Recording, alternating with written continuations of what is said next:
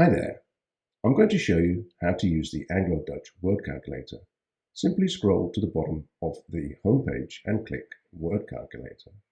This will take you directly to the word calculator, where you can choose what kind of document you're going to submit, which is a certified or non-certified document, the number of words in your document, and your delivery time here. This will give you a calculation of price, including VAT, including the delivery time here at the bottom of the form. Very simple to use. If your document falls under any of these categories here, just check them out, then click Please request a quote here, fill in this form, upload your document here or drag it into this space. You can either select a file like this, or you can drag your file into this space. Any additional instructions here, certified or non-certified, send it to us and we will review your document and get back to you by email with a quote. It's that simple. Okay, have a great day.